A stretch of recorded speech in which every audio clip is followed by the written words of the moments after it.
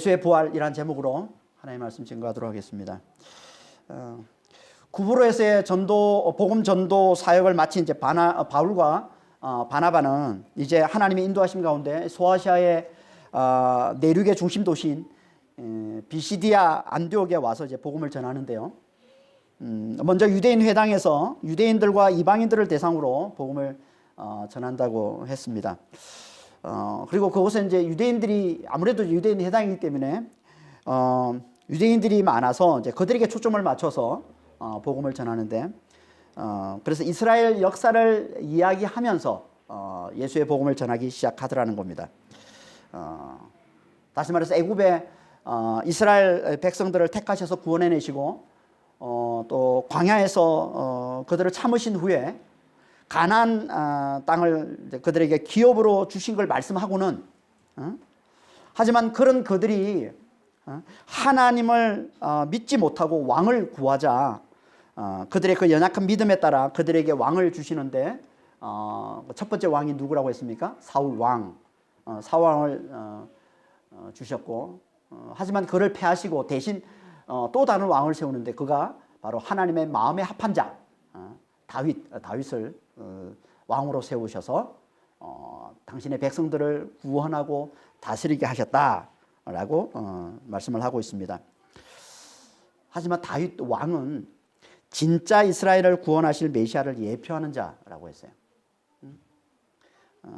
그래서 하나님께서 약속하신 대로 또 마지막 선지자인 이 세례 요한이 또 미리 선포한 대로 하나님께서 다윗의 씨로부터 이스라엘 곧 하나님 백성들의 구주를 세우셨는데 그분이 바로 예수시라는 겁니다.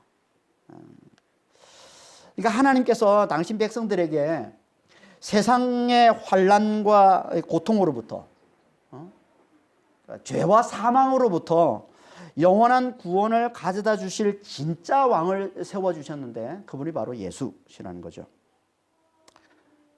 예수께서 어떻게 죄와 사망으로부터 우리를 구원하시는 우리의 진정한 구원자, 우리의 영원한 구원자가 되셨습니까?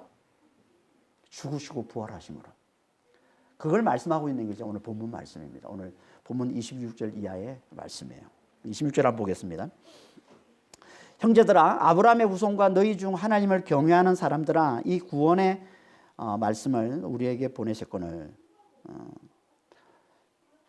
아브라함의 후손은 이제 유대인을 말하는 것이고, 또 하나님을 경외하는 자는 이 유대인 회당에 있는 이방인들을 말하는 겁니다. 16절에서도 똑같은 말씀을 했어요. 16절에서는 뭐 이스라엘 사람들아 이렇게 얘기했지만 여기서는 아브라함의 후손들, 같은 말인 거죠. 유대인들을 얘기하고 또 하나님을 경외하는 자, 회당에 있는 아직 유대 개종은 하지 않았지만 유대교에 관심이 많은, 근데 유대인들이 섬기는 그 하나님을 섬기는 자, 이들을 이제 하나님 경외하는 자 이렇게 부르는 거죠. 그러니까 16절에 이어서 다시 한번 이들을 지금 부르고 있는 겁니다. 이건 이제 주의를 환기시키는 거예요. 다시 말해서 이제부터가 본론이다. 이제부터 내가 하는 말이 중요하다라는 의미를 담아서 이제 이들을 부르고 있는 거죠. 이제부터 하는 말이 뭡니까? 그걸 한마디로 요약하면 이 구원의 말씀이 너에게 보내졌다 이 말이에요. 이 구원의 말씀이 우리에게 보내졌다. 이 구원의 말씀, 이건 이제 앞에서 얘기한 하나님께서 예수를 하나님의 백성 이스라엘, 이 하나님의 백성의 구주로 세우셨다는 예수의 복음을 말하는 거죠. 예수 복음. 이게 구원의 말씀, 예수의 복음을 얘기하는 겁니다. 이 복음이 우리에게 보내졌다. 어떤 사본에는 너희에게 이렇게 보내졌다 이렇게 되어 있는 사본도 있습니다. 그러니까 여기 우리는 그것 좁게 말하면 그 회당에 모여 있는 자들을 얘기하는 거고요. 좀 넓게 말하면 이방 땅에 있는 유대인들과 이방인들을 다 포함해서 하는 말이에요. 우리에게. 그러니까 이방 땅에 있는 자들에게 이 구원의 말씀, 예수의 복음이 보내졌다는 겁니다. 그러면서 이제 그 이유를 말씀해 주고 있는 거예요. 그게 이제 27절, 28절 말씀이에요. 27절 한번 볼까요? 예루살렘에 사는 자들과 그들 관리들이 예수와 및 안식일마다 외우는 바 선지자들의 말을 알지 못하므로 예수를 정죄하여 선지자들의 말을 응하게 하였도다. 죽일 죄를 하나도 찾지 못하였으나 빌라도에게 죽여 달라 하였으니. 원래 27절, 28절은 이제 붙어 있는 한 문장으로 붙어 있는 말씀입니다. 그리고 27절 앞에 이제 이유를 나타내는 접속사 가르라는 접속사가 붙어 있어요. 그러니까 구원의 이 말씀이, 예수의 이 복음이 우리에게 이방 땅에까지 이렇게 보내졌는데, 그 이유가 뭐냐면 그건 예루살렘에 사는 자들과 또 그 지도자들이 누굽니까? 예루살렘에 사는 자들이 유대인들이고, 또 그 지도자들은 제사장과 뭐 서기관들이겠죠. 이들이 그를 알지 못하고 예수를 알지 못하고, 또 그들이 안식일마다 큰 소리로 읽는, 이 낭독하는 큰 소리로 읽는 걸 얘기하는 겁니다. 여기서 말하는 27절에서 얘기하고 있는 외우는, 이렇게 이 말이 원래는 큰 소리로 읽다, 낭독하다 이런 말이에요. 그러니까 안식일마다 큰 소리를 읽는 이 선지자의 말들, 선지자의 글들, 이걸 제대로 알지 못해서 그분을 정죄해서 그 선지자의 말들을 성취하게 되었고, 그래서 죽일 죄를 하나도 찾지 못했는데도 빌라도에게 요구해서 그를 죽였기 때문에 이 구원의 말씀이, 이 예수의 복음이 너희에게까지, 이방 땅에까지 보내졌다라고 얘기하고 있는 겁니다. 예루살렘의 유대인들은요, 안식일마다 이 선지자의 말들, 이 선지자의 글들을 읽는데, 그럼에도 그 말씀을 제대로 알지 못했다는 겁니다. 선지자의 글들. 선지자의 글들이 뭘까요? 그걸 한마디로 하면 메시아의 고난당하심이며, 메시아의 고난당하심과 죽임당하심. 그래서 사도행전 3장 18절, 똑같은 말씀 앞에서도 한번 했었는데, 사도행전 3장 18절에 이렇게 말씀하고 있습니다.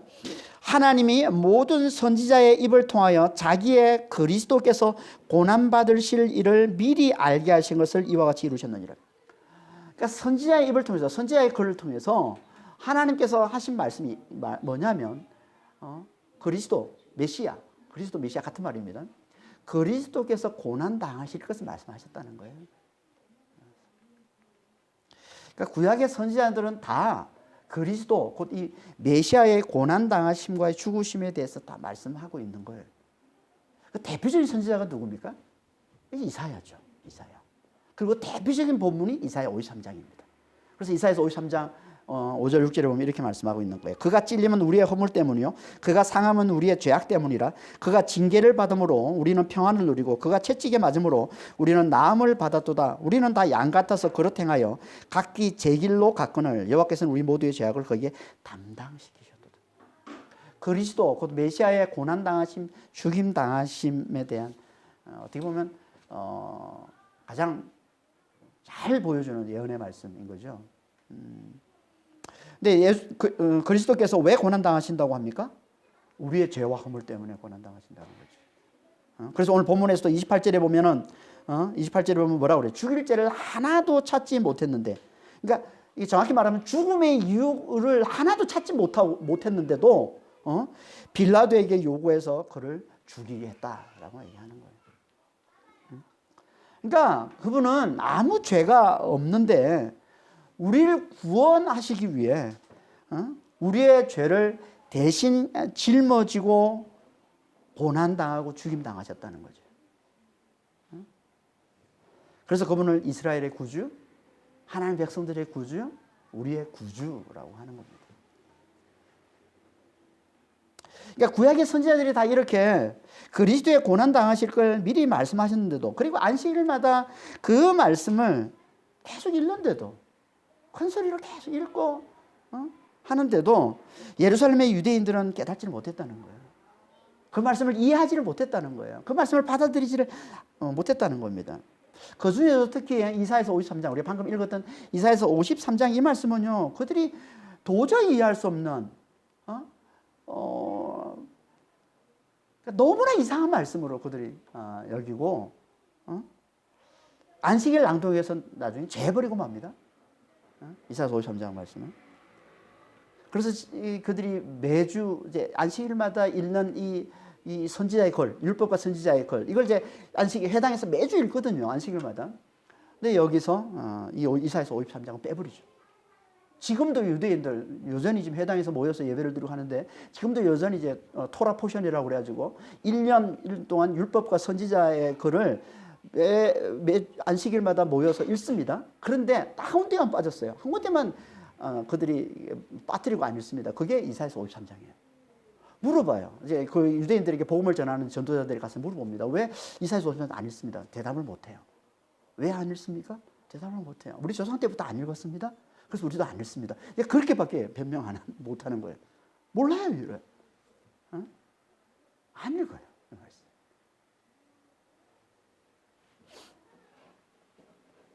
그러니까 이들은 하나님의 종, 이 메시아가 오셔서 우리의 죄를 대신 다 짊어지고 죽으실 거라는 이 선지자의 글을 안식일마다 읽는데도 그걸 이해하지 못하고 급기야 나중에는요. 그걸 아주 그냥 노골적으로 표현하고 있는 이사야서 53장 이 말씀을 너무 이상한 말씀으로 여기는 거예요. 그들은 도저히 그들이 받아들일 수 없는 너무 이상한 말씀으로 여기서 아예 하나님 말씀으로 취급도 하지 않는 거예요. 그러더니 결국 예수께서 다윗으로 오셨는데도 그분 알아보지를 못하고 그분을 창으로 찌르고 채찍으로 온몸을 상하게 해서 결국 빌라도의 손에 넘겨 십자가에 못 박아 죽음으로 결국 이 선지자의 이 글들, 선지자의 이 말들을 성취하더라는 겁니다. 그러니까 유대인들이 예수를 죽인 건 하나님의 말씀, 이 선지자의 말씀을 제대로 이해를 못하고 깨닫지를 못해서 그랬다는 거죠. 왜 이해를 못했을까요? 왜 안식일마다 읽는데도 왜 이걸 깨닫지를 못했을까요? 그건요, 그들이 육신의 영광을 추구하는 이 육신의 생각에 사로잡혀 있기 때문에 그런 겁니다. 그걸 고린도후서 3장에서 바울은요, 모세가 그 얼굴에 선 수군에 비유해서 말씀을 하고 있어요. 고린도후서 3장 한번 보겠습니다. 3장 13절 14절입니다. 우리는 모세가 이스라엘 자손들에게 장차 없어질 것에 결국을 주목하지 못하게 하려고 수군을 그 얼굴에 쓴 것 같이 아니하노라. 그러나 그들의 마음이 완고하여 오늘까지도 구약을 읽을 때 그 수군이 벗겨지지 아니하고 있으니 그 수군은 그리스도 안에서 없어질 것이다. 구약을 읽을 때 수군이 벗겨지지 않았어요. 그러니까 그들이 구약을 읽으면서 선지자의 말을 계속 큰 소리로 읽으면서도 그걸 깨닫지를 못하는 건 수군에 벗겨지지 않았기 때문에 그렇다는 거예요. 이게 수군의 비유에서 말씀을 하고 있는, 모세가 얼굴에 선 수군의 비유에서 말씀을 하고 있는 거예요. 출애굽기를 보면요, 모세가 성막에 들어가서 하나님이 부르시면 이제 모세가 성막에 들어가서 하나님을 대면하는데, 하나님을 대면하고 나와서 하나님의 말씀을 받죠. 그래서 대면하고 하나님의 말씀을 받습니다. 그리고 그 말씀 받은 걸 이제 나와서 백성들에게, 이스라엘 백성들에게 선포하는데, 선포할 때 하나님을 대면하고 나온 흔적이 이제 그 얼굴에 나타나요. 그러니까 하나님의 영광이 그를 덮은 거죠. 그래서 하나님의 영광을 덮은 흔적이 나타나는데 뭐로 나타나냐면 얼굴에 광채로 나타나는 거예요. 백성들 앞에서 하나님의 말씀을 전하는데 얼굴에 광채가 나는 거예요. 그런데 이 얼굴의 이 광채는 곧 사라질 것이기 때문에 이 얼굴의 이 광채가 사라지는 것을, 그 결국을 주목하지 못하게 하려고 모세가 말씀을 전한 후에는 수건으로 얼굴을 가렸다는 겁니다. 출애굽기 34장 33절 35절입니다. 이스라엘 자손이 모세의 얼굴의 광채를 보므로 모세가 여호와께 말하러 들어가기까지 다시 수건으로 자기 얼굴을 가렸더라. 하나님의 말씀을 전하고 난 다음에는 수건으로 얼굴을 가려요. 그리고 언제 다시 수건을 벗냐면 다시 하나님이 부르셔서 하나님의 말씀을 받을 때, 하나님 성막에 들어갈 때, 그때 다시 수건을 푸는 거죠. 그러니까 수건이 뭐라는 거예요 지금? 장차 없어질 것, 곧 일시적으로 나타나는 이 얼굴의 광채, 이게 곧 뭐예요? 이게 육체의 영광이잖아요. 모세의 이 육체의 이 영광이잖아요. 이 영광의 이 결국을 주목하지 못하게 하는 것, 이게 모세가 얼굴에 쓴 이 수군이라는 겁니다. 수군. 그러니까 수군이 벗겨지지 않았다는 건요, 육체의 영광은 결국 사라지고 말 거라는 걸 보지 못하는 걸 말하는 겁니다. 수군이 벗겨지지 않았다는 건 육체의 영광은 결국 사라지고 말 거라는 걸 보지 못한다, 깨닫지를 못하는, 알지 못하는 걸 얘기하는 거예요. 이걸. 그래서 이 수군이 언제 벗겨진다고 그래요? 그리스도 안에서 벗겨진다. 그러니까 그리스도를 믿을 때 이 수건이 벗겨진다는 거예요. 그리스도께서 우리의 이 육신의 모든 죄를 다 짊어지고 죽으셨다는 이 복음을 듣고 믿을 때 비로소 그때 이 수건이 벗겨진다는 겁니다. 그래서 그 다음 장에 고린도후서 3장에 이제 수건에 대한 모세의 얼굴에 선 이 수건을 비유로 해서 수건이 벗겨지지 않았다라고 말씀을 하고는 그 다음 장에 이제 좀 더 영적으로 이걸 풀어서 이렇게 말씀을 하고 있죠. 고린도후서 4장 3절 4절. 만일 우리의 복음이 가리었으면 망하는 자들에게 가려진 것이라 그 중에 이 세상의 신이 믿지 아니하는 자들의 마음을 혼미하게 하여 그리스도의 영광의 복음의 광채가 비치지 못하게 하미니 그리스도는 하나님의 형상이니라. 앞에서 수건이 벗겨지지 않은 것, 수건이 벗겨지지 않은 걸 여기서는 다른 말로 뭐라고 얘기하냐면 복음이 가려진 것으로 말씀하고 있는, 같은 말을 하고 있는 겁니다 지금. 그러니까 그들이 수건이 벗기지 않았기 때문에 그들은 그리스도의 얼굴에서 나타난 그 광채를 보지 못한다는 거예요. 진짜 하나님의 영광을 보지 못한다는 거예요. 육체의 영광만 보고 있는 게 수건이 가려져 있는 거예요. 수건이 덮여 있는, 수건으로 덮고 있는 거예요. 그래서 진짜 영광의 하나님의 얼굴, 그리스도의 얼굴에 나타나는 광채를 보지 못하고 육체의 영광을 본다는 거죠. 이런 거예요.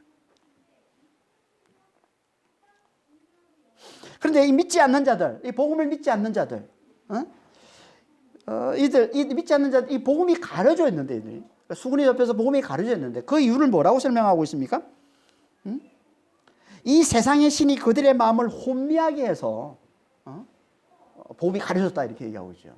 이 혼미하게 하다라는 이 단어가 눈을 멀게 하다, 어둡게 하다. 그러니까 보지 못하게 하는 거예요. 이 세상의 신이 보지 못하게 해서 그들이 복음이 가려져 있는 거예요. 그래서 수건에 덮여져 있는 거예요.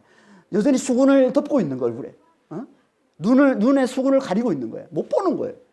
왜? 이 세상의 신이 그들의 마음을 어둡게 해서. 이 세상의 신이 누굽니까? 거짓으로 우리를 미혹하는 마귀를 얘기하는 거예요. 거짓의 아비 마귀, 이 세상의 신이. 거짓으로 우리를 미혹하는 마귀를 얘기하는 거예요. 마귀가 어떤 거짓말로 우리를 미혹합니까? 어떤 거짓말로 우리의 마음을 어둡게 만들죠? 우리의 복음을 보지 못하도록, 복음을 깨닫지 못하도록 만듭니까? 어떤 거짓말로? 육체의 영광이 진짜라는 거짓말로. 이 세상에서 잘 사는 게, 세상에서 잘 되는 게, 잘 먹고 잘 사는 거야. 아, 이게 진짜 복이요. 이게 가치 있는 것이요. 이게 소중한 거라고.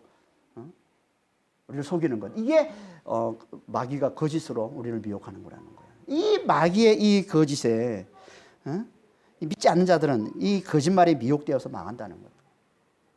이 거짓말에 미혹이 되어서 그리스도를 믿지 못한다는 거예요. 복음을 받아들이지 못한다는 거예요. 그리스도의 이 십자가를 받아들이지를 못한다는 거예요. 아니, 고난을 당해서, 그렇게 고난을 당하고 또 저주를 받아서 죽임을 당한 자가 어떻게 우리의 구원자가 될 수 있냐?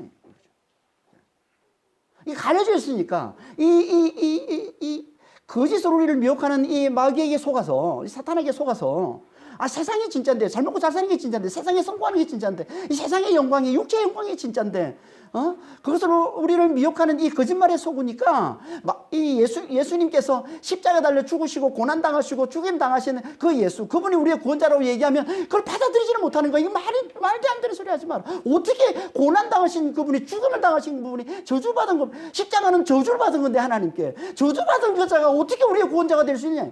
이거잖아요. 이게 덮여 있는 거라는 게 이게 수건이 가려져 있는 거예요. 수건이 덮여 있는 거예요. 보지 못하는 거예요. 같은 말을 하는 거란 말이에요. 세상선이 우리의 마음을 미혹하는, 우리의 마음을 혼미케 한 게 이게 결국은 우리가 모세의 얼굴에 썬 그 수건으로 우리가 덮여져 있는, 그 수건이 벗겨지지 않고 있는 거라고 말씀을 하고 있는 거예요.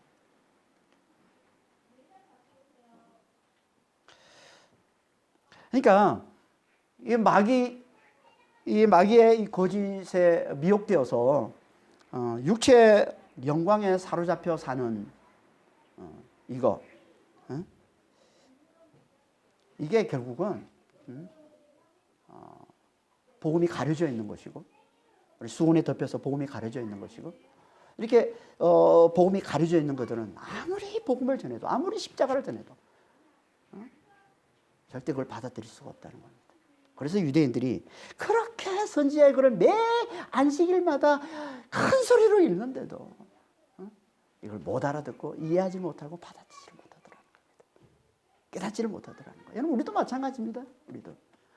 우리도요, 수건이 벗겨지지 않으면, 수건을 덮고 있으면 이 세상신이 끊임없이 거짓말로 우리를 미혹하는 이 미혹에 우리가 넘어가서, 거기에 넘어가서 이 육체의 영광이 진짜라고, 이 육체의 영광에 사로잡혀 있으면, 이 세상에서 잘 먹고 잘 사는 게 최고요, 그게 진짜 행복이요, 진짜 가치 있는 인생을 사는 거라고, 그렇게 우리가 여기고 있다면 우리는 절대 십자가에 못 박히신 그리스도를 절대 제대로 받아들일 수가 없습니다.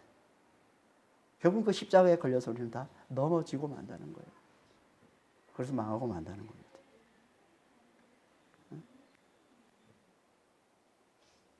이 수건이 벗겨져야,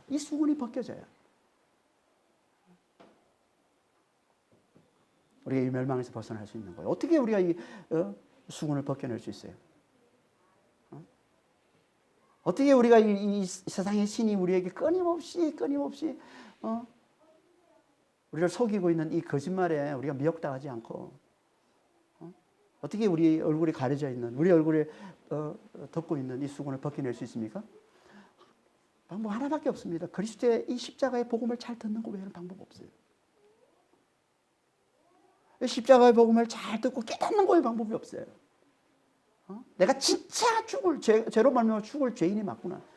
진짜 죄인 중에 예수가 맞구나. 이 죄를 사시기 위해서, 이 죄를 대신 짊어지시기 위해서 예수님께서 오셔서 내 모든 죄를 다 짊어지시고 십자가 달려 죽으심으로 내가 구원을 받은 게 맞구나.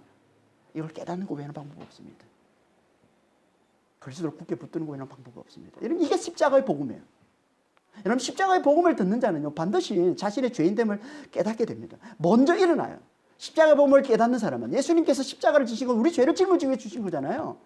그러니까 내가 십자가의 복음을 받아들인다는 얘기는 내가 죄인임을 하나 앞에 먼저 고백하는 거예요. 내가 진짜 죄인이구나. 내가 죄인 중에 개수구나. 이걸 알아보는 게 십자가의 복음을 받아들이는 겁니다. 그들은 자들만 십자가의 복음을 받아들일 수 있는 거예요. 그걸 귀하게 읽을 줄 아는 거예요. 그게 누가복음 7장에 나오는 예수님 발 앞에 황금 옥합을 깨뜨리는 여인의 이야기잖아요. 그게 예수님께서 그 황금 옥합을 깨뜨린 그 여인에게 예수님이 뭐라고 말씀하십니까? 죄사함을 받은 게 많은 자, 저는 죄사함을 많이 받았기에 나를 많이 사랑한다. 하지만 죄사함을 받은 게 적은 자는 나를 적게 사랑한다. 너는 죄사함을 받은 게 없으니까 나를 별로 사랑하지 않는구나. 예수님이 바리새인에게 하는 말이잖아요. 바리새인 시몬에게. 그러니까 십자가의 복음은, 내가 십자가의 복음을 제대로 듣는다는 건 진짜 죄인 중에, 내가 죄인 중에 예수님을, 내가 죄로 말미암아 망할 수밖에 없는, 죽을 수밖에 없는 자임을 깨닫는 겁니다. 그리고 그분이 이 모든 죄, 내 모든 죄를 대신 짊어지심으로 나를 이 멸망에서, 이 죽음에서 구원해 주셨다는 걸 깨닫고 그분만을 굳게 붙드는 거예요. 이게 십자가의 복음을 잘 듣고 잘 믿는 거예요. 그때 비로소 하나님께서 어떻게 하신다고요? 그리스도 안에서 우리를 놀랍게 구원해 주신다는 거예요. 놀랍게 구원해 주신다는 거예요. 그 구원이 뭐예요? 그게 부활이라는 거예요. 부활. 그래서 하나님께서 죽은 자 가운데서 그를 다시 살리셨다라고 말씀하고 있는 거예요. 29절에 30절 한번 볼까요? 성경에 그를 가리켜 기록한 말씀을 다 응하게 한 것이라 후에 나무에서 내려다가 무덤에 두었으나, 성경에 그를 가리켜 기록한 모든 말씀을 응하게 한 것이다. 이게 뭐예요? 예수님이 십자가 달려 죽으신 걸 얘기하는 거예요. 예수님이 십자가 달려 죽으신 것, 이게 성경에 기록한 모든 걸 응한 거예요. 말씀이 성취된 거예요. 그러고는 나무에서 내려다가 무덤에 두었으나 하나님이 죽은 자 가운데서 그를 살리신지라. 하나님께서 죽은 자 가운데서 그를 살리셨다라는 이 말씀을요, 베드로 설교할 때 똑같은 말씀을 하고 있는데, 베드로는 사도행전 2장 24절에 보면 베드로는 이렇게 말씀하고 있습니다. 이 말씀을 하나님께서 그를 사망의 고통에서 풀어 살리셨으니 이는 그가 사망에 매여 있을 수 없었기 때문이다. 그러니까 그분은 죄가 없기 때문에 사망에 매여 있을 수가 없었다는 겁니다. 죄가 없기 때문에. 여러분, 사망은요, 죄만 역사하는 겁니다. 그렇죠? 그래서 로마서 6장 23절에 보면 뭐라고 그래? 죄상은 사망이요. 그리고 고린도 전서 15장 56절에 보면 사망이 쏘는 것은 죄요. 사망이 쏘는 것은 죄요. 그러니까 죄에 있는 자에게만 사망은 역사하는 거예요. 죄가 없으면요, 사망은 손을 못 댑니다. 그러니까 예수님은 세상의 모든 죄를 지고 죽으셨지만 그분 자신은 하나님 앞에 죄가 없으시기에 하나님께서 그분을 이 사망의 고통에서 풀어 살리셨다는 겁니다. 하나님께서 그분을 사망의 고통에서 풀어 살리셨다는 이 말은 곧 무슨 말이에요? 그분이 사망의 권세를 박살내셨다는 것이죠. 사망의 권세를 박살내셨다. 그래서 자신을 믿고 따르는 자들, 곧 그리스도와 함께 자신을 죽은 자로 알아보는 자들에게 성령을 부어주심으로 죄와 사망에서 자유케 해주신 것, 이게 그분의 부활, 예수의 부활이라는 겁니다. 그래서 히브리서 2장 14절 15절에 이렇게 말씀하고 있는 거예요. 자녀들은 혈과 육에 속하였음에 그도 또한 같은 모양으로 혈과 육을 함께 지니심은 죽음을 통하여 죽음의 세력을 잡은 자 곧 마귀를 멸하시며 또 죽기를 무수함으로 한평생 매여 종로로 타는 모든 자들을 놓아주려 하심이라. 그러니까 하나님은 예수를 살리심으로 그 안에서 우리를 다시는 이 죄와 사망에 휘둘리지 않는 이 영생과 부활의 기쁨을 영원토록 누리며 사는 놀라운 구원을 가져다 주신 거라는 거예요. 이게 예수의 부활이에요. 예수를 살리심으로 그 안에서 우리를 다시는 이 죄와 사망에 휘둘리지 않는 이 놀라운 은혜, 놀라운 축복, 영생과 부활의 이 영원한 기쁨과 이 평강을 누리며 사는 자로 그렇게 우리를 놀랍게 축복해 주신 거예요. 이게 예수의 부활이라는 겁니다. 하지만 이건 사람들이 믿기 너무 어려운 거죠. 너무 어려운 말씀이에요. 사람들이 믿기. 그렇죠? 세상에서 가장 믿기 어려운 게 부활이죠. 왜냐하면 우리는 누구도 부활하는 걸 본 적이 없으니까. 가장 어려운 거예요. 그래서 바울이 이 예수의 이 부활이 진짜임을 보여주는 증거들을 또 부연해서 계속 말씀하고 있는 겁니다. 그 첫 번째 증거가 뭐냐면 예수께서 부활하신 후 갈릴리에서부터 예루살렘까지 그분을 따라 올라온 많은 사람들에게 여러 날 동안 당신의 살아나심을, 당신의 부활을 보이셨다는 거예요. 이게 첫 번째 증거예요. 그게 31절 말씀이죠. 갈릴리로부터 예루살렘에 함께 올라간 사람들에게 여러 날 보이셨으니 그들이 이제 백성 앞에서 그의 증인이라. 이건 앞에서 사도행전 1장 3절에서도 했던 말씀이에요. 예수님이 살아나신 후에 제자들과 40일 동안 함께 지내면서 하나님 나라의 일을 말씀하셨다. 하나님의 나라에 관한 일들을 가르치셨다라고 말씀하고 있는데 그 말씀과 같은 말씀을 하고 있는 거예요. 살아나신 후에 40일 동안 제자들과 함께 지냈어요. 고린도전서 15장에 보면은 그때 예수님의 부활을 목격한 자들을 500여 형제라고 얘기합니다. 그러니까 500명이나 되는 많은 형제들이 예수님의 부활을 목격했다는 거예요. 그들이 다 누구냐는 거예요. 그들이 다 백성들에게 예수의 부활을 증거하는 증인들이라는 거예요. 그러니까 예수의 부활은 진짜 있었다는 거예요. 그렇게 많은 자들이 목격한 진짜 일어난 사건이라는 거예요. 그러니까 그건 확실한 거라는 거예요. 예수의 부활은.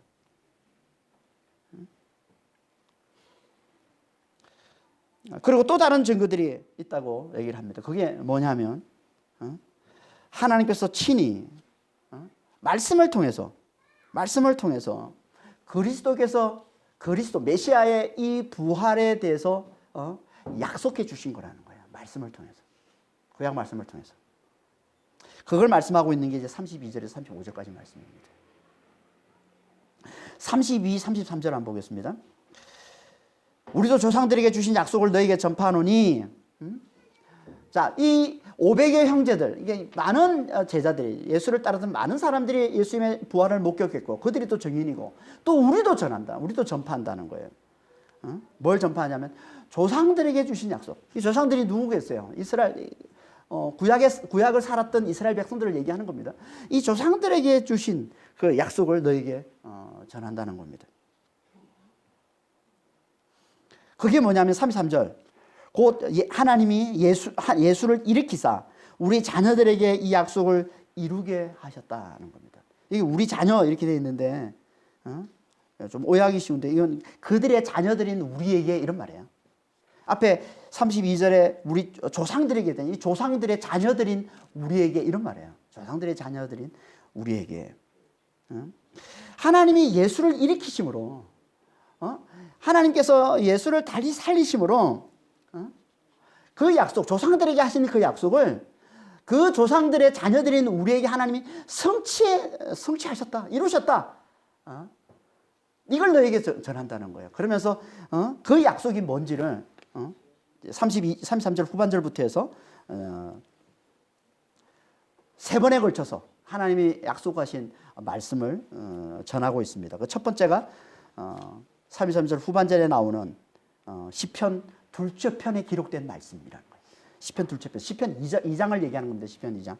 시편 2장에 기록되어 있는 너는 내 아들이라 오늘 너를 낳았다라는 이 말씀이라는 겁니다. 이 말씀을 성취한 거라고, 예수의 부활이.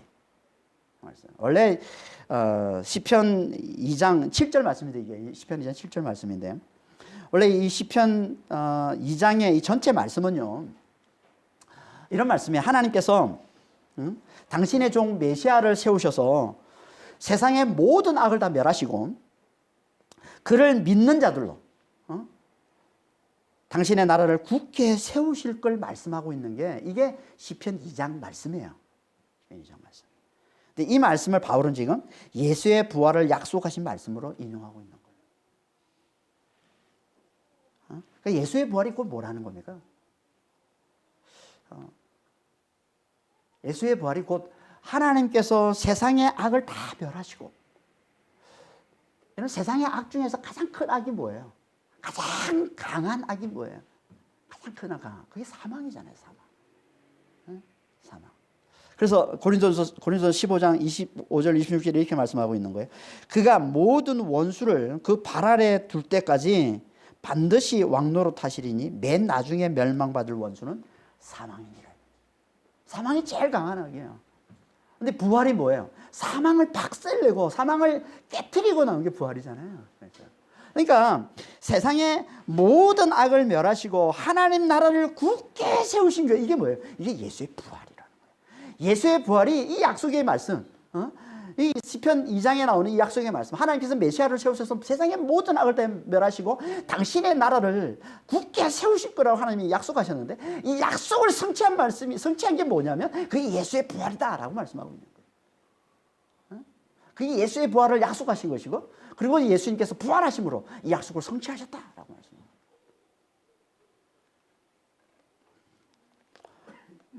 그리고 34절, 35절을 통해서 두 번째, 세 번째 또 하나님께서 약속하신 말씀을 말씀하고 있습니다. 34절 한번 보겠습니다. 또 하나님께서 죽은 자 가운데서 그를 일으키사 다시 썩음을 당하지 않게 하실 것을 가르쳐 이르시되 내가 다윗의 거룩하고 미쁜 은사를 너에게 주리라 하셨으며, 죽은 자 가운데서 예수를 살리심으로 다시 썩음을 당하지 않게 하실 것. 그러니까 영원한 생명으로 영원토록 영생과 부활을 사는 자로 하나님께서 그렇게 예수님을 다시 살리실 것을 약속으로 하나님이 주셨는데, 그 약속이 뭐냐면 그게 내가 다윗의 거룩하고 미쁜 은사를 너에게 주리라는 이 말씀이라는 거예요. 이게 어디 말씀이냐면 이게 이사야서 55장 3절 말씀이에요. 이사야서 55장 3절 말씀은요, 원래 이렇게 되어 있습니다. 내가 너희를 위하여 영원한 언약을 맺으리니 곧 다윗에게 허락한 확실한 은혜니라. 여기 인용하고 있는 이 말씀하고 좀 다르잖아요, 그렇죠? 이사야서 55장 3절 말씀입니다. 이 말씀이 좀 다르잖아요, 그렇죠? 55장 3절에는 이렇게 돼 있어요. 그런데 오늘 본문에 인용한 말씀은 조금 단어가 많이 바뀌었습니다. 왜 그러냐면 이 이사야서 55장 3절 이 말씀, 우리가 보고 있는 이 말씀은 히브리 성경이에요. 히브리어 성경. 이 히브리어 이 성경을 최초로 헬라어로 번역한 성경이 72역 성경입니다. 근데 72역 성경에서 이 히브리어 성경에 있는 이 55장 3절 말씀을 이렇게 번역을 한 거예요. 헬라로 번역하면서 최초로 헬라 랍비들이 이제 유대인 랍비들이 헬라로 번역하면서 이렇게 번역을 한 겁니다. 내가 너희에게 영원한 언약 곧 다윗의 거룩하고 신실한 것을 유업으로 주리라. 이렇게 번역을 한 거예요. 이 72역으로 번역된 이 말씀을 인용하고 있는 게 오늘 본문 말씀입니다. 이 70역 번역에서 영원한 언약이라는 요 단어만 생략하고 인용을 한 거죠. 원래는 이 말씀이에요. 원래는 영원한 언약에 대한 말씀이에요. 그러니까 다윗의 거룩하고 신실한, 우리 본문에는 은사라고 되어 있는데 은사라는 말은 없어요. 그냥 거룩하고 신실한 것들, 거룩하고 신실한 것들 이걸 주리라 이렇게 되어 있는 건데, 이 거룩하고 신실한 것들이 뭐라는 거예요? 하나님께서 다윗과 맺은 영원한 언약을 말하는 거라는 거예요. 하나님께서 다윗과 맺은 영원한 언약이 뭐예요? 우리가 지난 시간에도 살펴봤던 말씀이죠. 사무엘하 7장 16절 말씀입니다. 사무엘하 7장 16절. 내 집과 내 나라가 내 앞에서 영원히 보존되고 내 왕위가 영원히 견고하리라.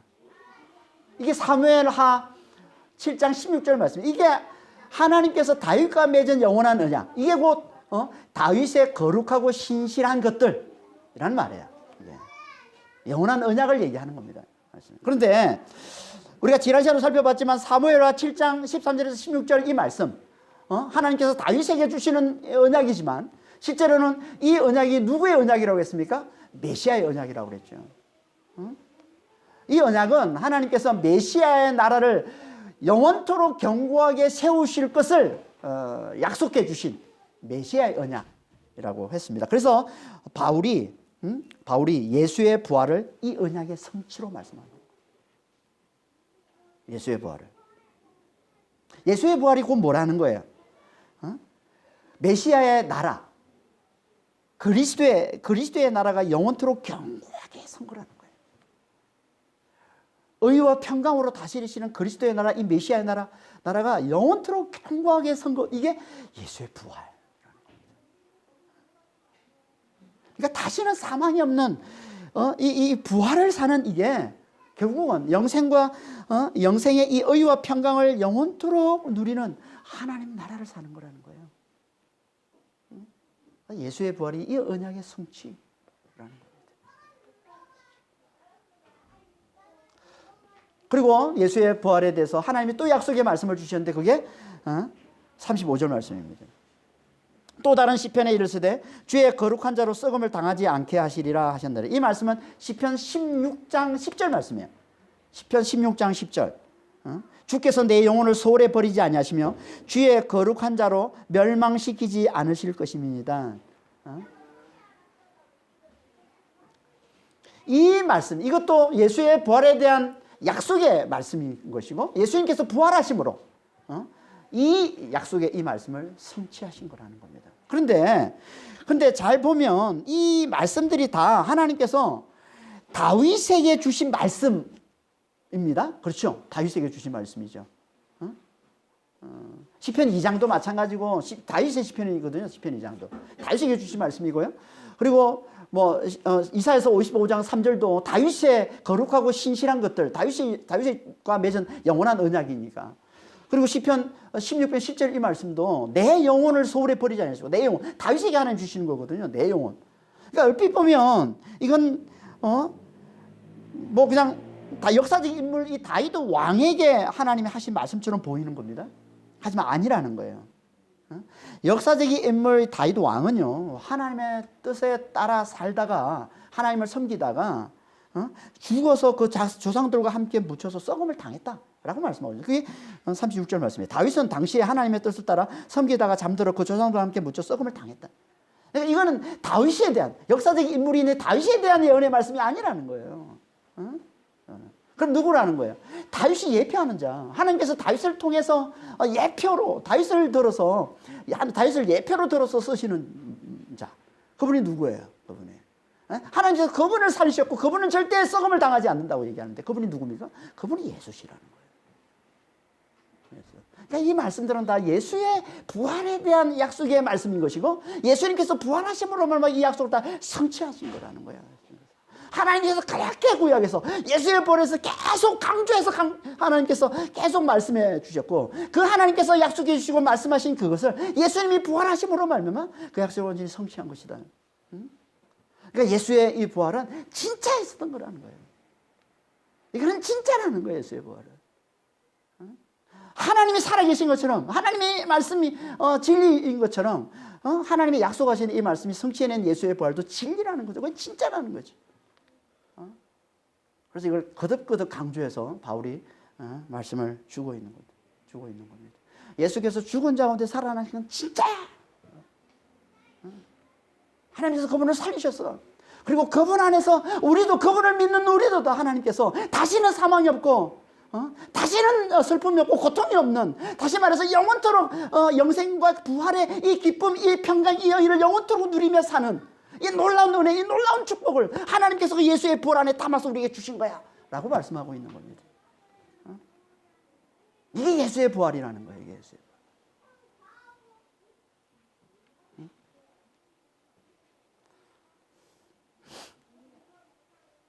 하지만 이건 너무 사람들이 믿기 힘들어요.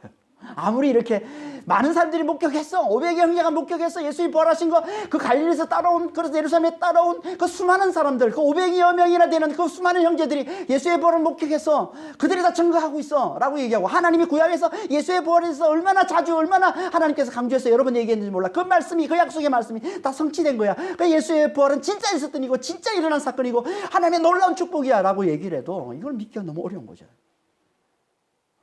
너무 어려워요. 왜? 인간의 머리로는 이해할 수 없기 때문에.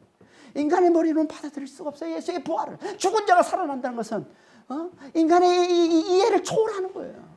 이 인간의 이 머리를 초월하는 거예요. 이 우리 머리로는 절대 이걸 제대로 깨달을 수가 없어요. 받아들일 수가 없는 거예요. 부활을. 그래서 사람들이 부활을 못 믿는 거예요. 아무리 이렇게 얘기를 해도 못 믿어요. 어떻게 해야 우리가 이 예수의 이 부활, 예수의 부활하심을, 죽은 자 살아나심을 어떻게 우리가 믿을 수 있습니까? 성령으로만 가능한 겁니다. 성령의 지혜와 성령의 능력으로만 가능한 겁니다. 그래서 에베소서 1장 17절에서 20절에 이렇게 말씀하고 있는 거예요. 우리 주 예수 그리스도의 하나님 영광의 아버지께서 지혜와 계시의 영 성령을 너희에게 주사 하나님을 알게 하시고, 19절에 그의 힘의 위력으로 역사심을 따라 믿는 우리에게 베푸신 능력의 지극히 크심이 어떠한 것을 너희로 알게 하시기를 구하노라. 하나님의 지극히 크심의 능력, 이게 부활의 능력이잖아요. 그래서 20절에 그의 능력이 그리스도 안에서 역사하사 죽은 자 가운데서 다시 살리시고, 이게 부활의 능력, 하나님의 지극히 크신 능력이 부활의 능력이에요. 이 지극히 크신 능력, 하나님께서 예수를 살리셨고, 그리고 그 부활을 하나님께서 우리에게도, 예수를 믿는 우리에게도 하나님이 주신다는 것을 깨닫게 하기를 지금 기도하고 있는 거예요, 사도 바울이. 근데 누가 그를 깨닫게 해주신다고요? 지혜와 계시의 영이신 성령께서 깨닫게 해주신다는 거예요. 그러니까 우리는 성령으로만, 성령이 임하시고 성령이 역사하셔야만 우리는 예수의 부활을 제대로 믿을 수 있다는 거예요. 예수의 부활을 제대로 깨달을 수 있다는 거예요. 예수의 부활의 이 능력을 제대로 우리가 누리며 살 수 있다는 거예요. 성령이 임하시고 성령이 역사하셔야만. 우리 머리로는 안 돼요. 백날 여기서 아무리 성경 구약을 틀어서 예수의 부활에서 아무리 많은 증거를 내고 해도 우리 머리로는, 우리 인성으로는 절대 예수의 부활을 제대로 믿을 수가 없습니다. 받아들일 수가 없습니다. 깨달을 수가 없어요. 능력을 누릴 수가 없습니다. 오직 성령께서 임하시고 성령께서 역사하셔야만, 그걸 번텐에 보여주셔야만 우리가 하나님의 지극히 크신 능력, 이 부활의 능력을 우리가 제대로 깨달아서 이 부활의 능력을 누리며 살 수 있다는 거예요. 어떻게 그러면 성령께서 임하셔서 역사하셔서 이 부활의 능력을 우리에게 확실히 깨닫게 해주시는 겁니까? 어떻게 해야? 우리가 이 십자가의 복음을 제대로 잘 듣고 믿어요. 그래서 에베소서 1장 13절에 이렇게 말씀하고 있는 거예요. 그 안에서 너희도 진리의 말씀, 그 구원의 복음을 듣고 그 안에서 또한 믿어 약속의 성령으로 인침을 받았어. 이 말씀을 듣고, 이 구원의 복음을 듣고, 이 예수의 이 복음을 듣고, 이 십자가의 이 복음을 듣고 믿음으로 성령을 받는 거예요. 믿음으로 성령께서 임하셔서, 성령께서 역사하셔서 이 부활의 능력을, 이 영생의 이 기쁨을, 이 부활의 이 능력과 이 기쁨을 우리 삶 가운데서 우리가 깨닫고 누리며 살게 주신다는 겁니다. 믿어야만. 이 십자가의 복음을 잘 듣고 믿어야만. 십자가의 복음을 잘 듣고 믿는 게 뭐라고 그랬습니까? 어? 누가 십자가의 복음을 잘 듣는다고 그랬어요? 이 복음을 들을 때, 아, 내가 진짜 예수가 맞구나. 이걸 알아보는 줄. 이걸 알아보는 줄. 이 죄를 예수님께서, 이 죄를 우리에게서 가져가시기 위해서, 우리 대신 죄를 다 짊어지시고, 죽으심으로 말미암아 우리를 구원해 주시기 위해서 예수님께서 오셔서 짊어지시니까 그게 십자가구나. 그걸 알아보는 자. 그래서 그 그리스도의 십자가만을 굳게 붙드는 자.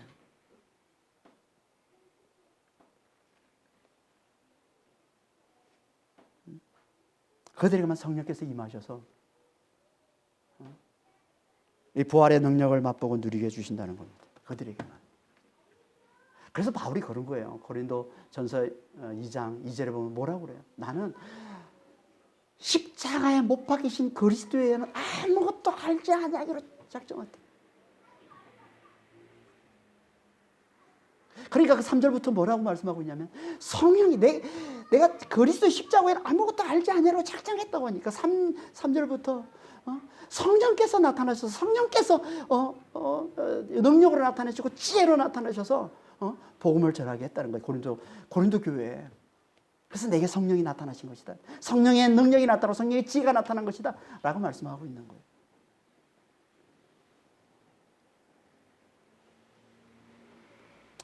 그러니까 우리는 십자가를 붙들 때 그리스도에서 이 십자가에 못 박히셨다는 거예요.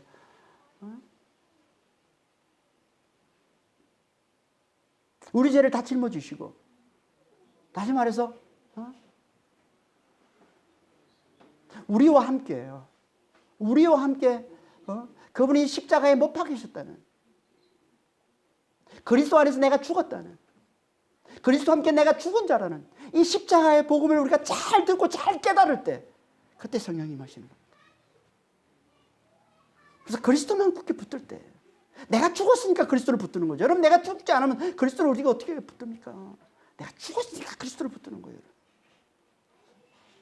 그리스도와 함께 내가 죽었다는 십자가의 복음을 제대로 잘 듣고 이걸 잘 깨달을 때 그때 성령이 임하시는 거예요. 여러분, 하나님 앞에 죽은 자임을 고백을 잘하세요.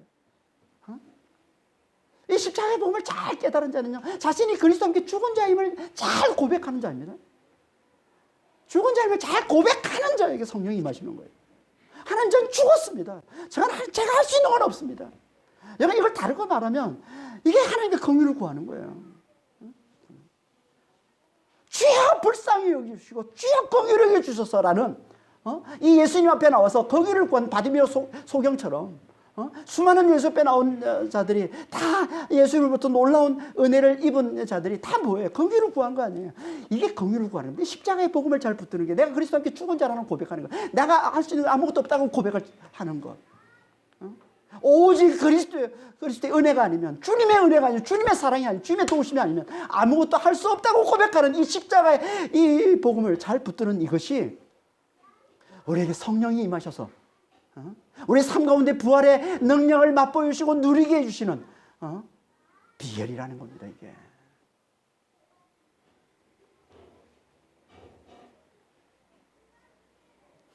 우리 그때 성령의 부활의 능력을 제대로 알고 제대로 믿고 제대로 누릴 수 있는 거예요. 그때 비로소 죄와 사망에서 자유함을 제대로 우리가 맛보고 누릴 수 있다는 겁니다.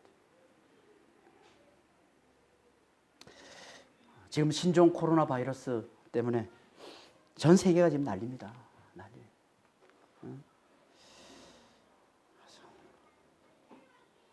이런 일들이 일어날 때마다 항상 뭐 세상 비슷해요. 반응이 다. 허둥지둥 막 쩔쩔매고 막. 사망의 위협 앞에 우리가 얼마나 무력한지, 얼마나 참 연약한 존재인지를 아주 여지없이 보여주고 있는 거죠. 이런 모습들이. 얼마나 사람들이 이기적이 되는지 몰라요. 오직 자기만 살기 위해서.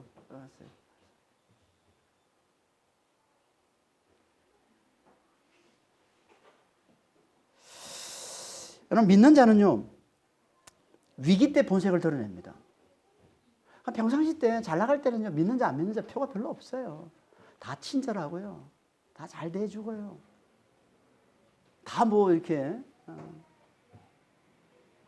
밝게 뭐 긍정적으로 다 잘 삽니다. 근데 위기 때 드러나요. 진짜 믿음은. 진짜 믿음. 위기 때 드러나요. 우리가 제대로 예수를 믿는 자라면 우리는 이런 상황에서 좀 믿는 자의 모습이 보여야지. 의연한 모습이 좀 보여야 돼요. 의연한 모습. 여러분, 바이러스 예방은 철저히 하되 너무 그렇게 크게 불안에 떨고 두려움에 떨 필요 없어요. 막 세상 사람들과 똑같이 그렇게 막 그냥 쩔쩔매는, 너무 불안해하고 너무 두려워하는 그런 모습들은 믿는 자의 모습이 아닌 거예요. 진짜 우리는 부활을 믿는 자답게 좀 의연해야 됩니다. 예방은 철저히 하되 너무 호들갑 떨지 말고 너무 불안해하지 말고 의연하게. 그게 부활을 믿는 자죠. 그게 사망을 박살낸 자, 사망을 이긴 자, 부활을 사는 자의 모습이잖아요. 그런 의연함이 좀 있어야죠. 그러려면 어떻게 해야 돼요? 부활에 대한 믿음이 확고해야 됩니다. 부활에 대한 믿음이 확고해요. 어떻게 우리가 부활에 대한 믿음이 확고해질 수 있습니까? 그리스도와 함께 내가 죽었다는 이 십자가의 복음을 잘 듣고 이 복음을 잘 붙드는 거예요. 잘 붙드는 거예요. 그리스도와 함께 내가 죽은 자임을 잘 고백하는 거예요. 하나님의 은혜 없이는, 하나님의 능력 없이는 살 수 없음을 잘 고백하는 겁니다. 그리스도만 굳게 붙드는 거예요. 하나님의 은혜신 그리스도만 굳게 붙드는 거예요. 그게 성령이 임하시는 거예요. 그게 성령이 함께 하시는 거예요. 그게 성령이 역사하시는 거예요. 그때 성령께서 부활의 능력을 깨닫게 해주세요. 부활의 능력을 맛보여 주세요. 부활의 능력을 누리게 해주십니다. 우리 삶 가운데. 십자가의 복음을 잘 붙드시고 성령으로 좀 충만함을 받아서 성령이 역사하심으로 우리 삶 가운데 부활의 능력을 잘 깨달아 그 능력을 누리는 삶을 잘 살아내는 그런 믿음의 성도들이 다 되시길 예수님으로 축원합니다. 기도하겠습니다. 하나님 아버지, 예수를 죽은 자 가운데 살리심으로 그 안에서 우리 또한 사망을 이기고 부활을 사는 자가 되게 해주시니 너무나 감사합니다. 주님, 이것이 우리의 믿음입니다. 그리스도께서 부활하셨다는 믿음, 그리스도의 부활 안에 우리의 부활이 있다는 이 믿음, 그리스도께서 사망을 깨시고 사망을 박살내시고 다시 살아나신 것처럼 우리도 그리스도 안에서 사망을 이긴 자, 사망을 박살낸 자, 부활을 사는 자임을 아버지 하나님 우리가 잘 깨달아서 정말 우리 삶 가운데 이 부활의 이 능력을 누리는 삶을 사는 아버지 저희들이 다 될 수 있도록 주님 저희들을 축복하여 주시옵소서. 아버지 하나님, 그러려면 우리 머리로는 우리가 아버지의 부활의 능력을 누릴 수 없습니다. 오직 성령 충만함을 입어야, 성령이 임하시고 성령께서 역사하셔야만 우리 눈을 열려서 아버지 하나님 이 부활의 능력을 알아보고 이걸 깨닫고 우리 삶 가운데 이 능력을 우리가 누리며 살 수 있습니다. 주님, 제 삶 가운데 정말 성령 충만함이 있게 하여 주시옵소서. 이를 위해서 아버지 하나님 십자가의 복음을 아버지 하나님 더 잘 듣게 하시고 십자가의 복음만을 굳게 붙드는 자가 될 수 있도록 도와주시옵소서. 바울이 고백한 것처럼 십자가에 못 박히신 그리스도에는 아무것도 알지 아니하고 작성했다고 하는 그 고백처럼 주님, 우리도 아버지 오직 그리스도의 십자가만을 붙드는, 그리스도와 함께 내가 죽은 자임을 붙드는, 하나님의 은혜 없이는 살 수 없는 자임을 날마다 주 앞에 고백하는, 하나님의 능력으로만 사는 자임을 날마다 주 앞에 고백하는 아버지 이 믿음이 있게 하여 주시옵소서. 십자가의 복음만을 굳게 붙드는 이 믿음이 있게 하여 주시옵소서. 이외에 성령이 임하시고 이외에 성령께서 역사하셔서 아버지요 부활의 능력을 아버지 살게 해주시고 누리게 해주시고 맛보여 주신다고 하셨사오니 주여, 우리가 십자가의 복음을 잘 붙들고 아버지 성령 충만함을 받아서 성령의 능력으로 아버지 부활의 능력을 누리며 사는 저희들 다 될 수 있도록 도우시고 인도하여 주시옵소서. 감사하며 우리 주 예수 그리스도 이름으로 기도합니다.